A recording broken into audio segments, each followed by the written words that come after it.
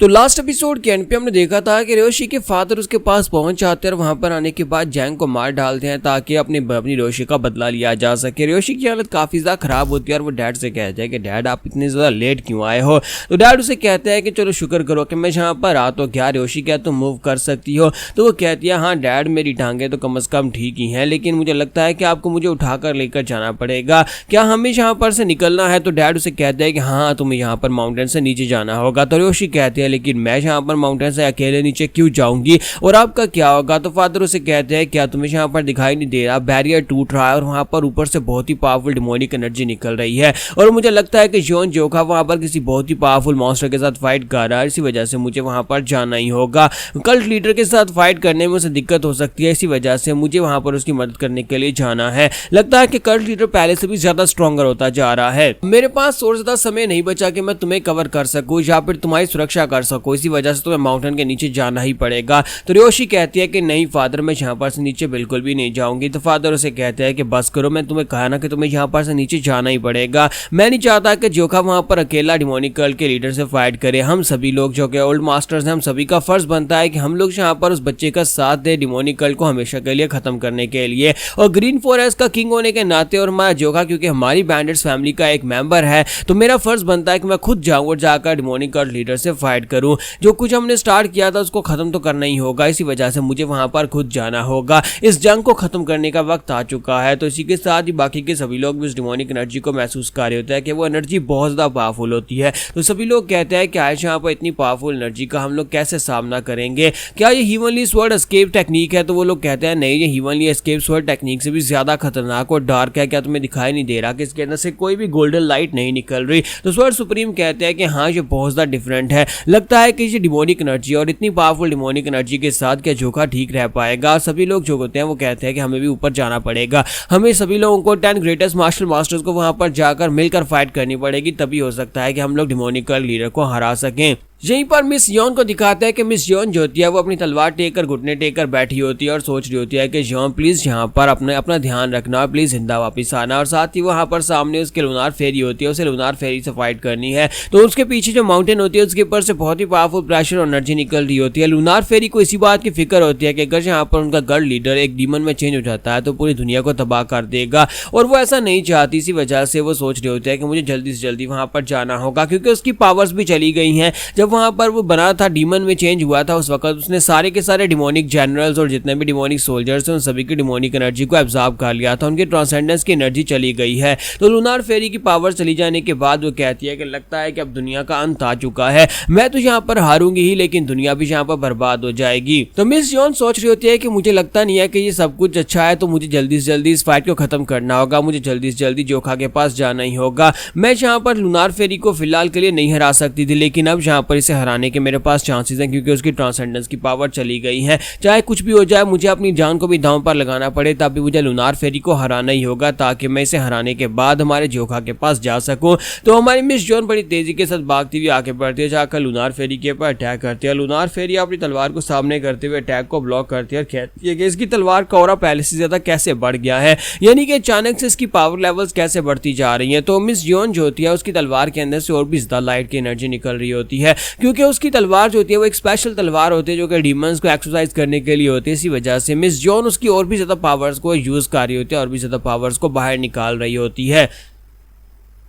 तो लूनार फेरी को miss John से फाइट करने में काफी ज्यादा मुश्किल होने शुरू हो जाती है, क्योंकि वो कहती है कि मुझे लगता है कि ये स्वर्ड किंग से भी आगे निकल चुकी है, यानी कि उसका बाप जो था वो स्वर्ड किंग था और स्वर्ड किंग ने 20 साल पहले मुझे हराया था मून स्प्लिटिंग स्वर्ड्समैन की मदद से, और यहाँ पर आज इसकी बेटी अकेले मेरे सामने खड़ी है और मुझे लगता है कि ये भी मुझे हराने की ताकत रखती है। तो इसी के साथ ही लूनार फेरी जो होती है वहीं पर से तलवार घुमाकर जॉन के ऊपर अटैक करती है। तुम्हारी जॉन पीछे की तरफ गिर जाती है, तो उसे कहते हैं कि इस बात से कोई फर्क नहीं पड़ता कि तुम चाहे यहाँ पर फिलहाल के लिए कितनी पावर्स को क्यों ना ड्रा कर लो, थोड़ी देर में तुम्हारी सारी पावर्स खत्म हो जाएंगी। तो लूनार फेरी अपने हाथ में एनर्जी को रिलीज करती है और डिमोनिक एनर्जी के साथ वहां पर एक बड़ा सा हाथ बनाकर मिस यॉन के ऊपर अटैक कर देती है। जब वो मिस यॉन के ऊपर अटैक करती है तो मिस यॉन उसके अटैक को ब्लॉक करती है और वहां पर बड़ी तेजी के साथ उसके पास पहुंचकर उसकी तलवार के साथ तलवार टकराती है। लूनार फेरी कहती है कि यार तुम सभी लोग यहाँ पर ये कर क्या रहे हो, तुम्हें इस बार में कोई आइडिया भी है कि दुनिया तबाह होने वाली है। जो तुम लोगों ने कर दिया है, जोखा ने जो किया है, कल्ट लीडर इस वक्त डीमन में चेंज हो गए होंगे और वो पूरी दुनिया को तबाह तबाह कर देंगे।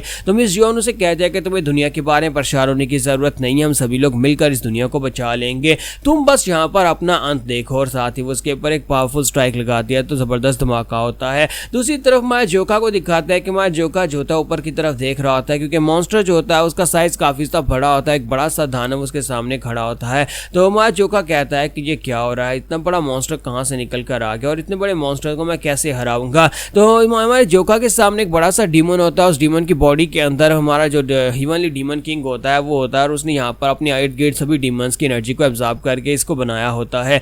तो माया जोका कहता है कि अब मैं यहाँ पर इससे कैसे फाइट करूंगा, मुझे हीवनली एस्केप स्वॉर्ड बनाने में काफी ज्यादा समय लग जाएगा और इतनी देर में तो ये मुझे मार डालेगा। तो इसी के साथ ही हीवनली डीमन जो होता है अपने बड़े से पंजे को आगे बढ़ाता है और हमारे जॉन के ऊपर अटैक कर देता है। तो हमारा जॉन जो होता है वो सोच रहा होता है कि क्या वाकई में यहाँ पर इस बड़े मॉन्स्टर से फाइट करना पड़ेगी, और वो जंप करते हुए पीछे की तरफ हटता है, उसके अटैक को अवॉइड करता है। लेकिन साथ ही दूसरी तरफ से उसका पंच आता है, हमारा जोका कहता है बहुत ज्यादा मुश्किल है, और उसके पंच के साथ अपनी तलवार को टकराता है और कहता है कि तुम चुपचाप मर क्यों नहीं जाते। तो वहां पर एक और बड़ा धमाका होता है। तो जैसे जैसे वहां पर अटैक करता है हमारा जोका, वैसे ही उसकी बॉडी जो होती है वो दोबारा से रीजनरेट कर जाती है। तो इसी के साथ ही मां हीवनली डीमन उसे कहता है कि जॉन जोका ये सब कुछ बेकार है, इस पावर के सामने तुम कुछ भी नहीं कर सकते, ये पावर एक डीमन गार्ड की पावर्स है, तुम्हारे जैसा एक आम इंसान जहां पर क्या ही कर लेगा, तुम में से कोई भी जहां पर इन पावर्स का सामना नहीं कर सकता, फाइट करना बिल्कुल बेकार है, स्ट्रगल करना बिल्कुल बेकार है, चुपचाप यहाँ पर मर क्यों नहीं चाहते, तुम्हें यहाँ पर मर जाना चाहिए। जबकि हमारा जोका जो होता है हीवनली इंक्विजिटिव स्वॉर्ड टेक्निक की 6 फॉर्म को यूज करता है, वो अपनी 6 फॉर्म के साथ वहां पर जब अटैक करता है तो एक बहुत ही बड़ा ब्लास्ट होता है, और इसी ब्लास्ट के साथ उसका जो बड़ा सा डीमन होता है उसका एक राइट बाजू जो होता है पूरी तरह से उड़ जाता है,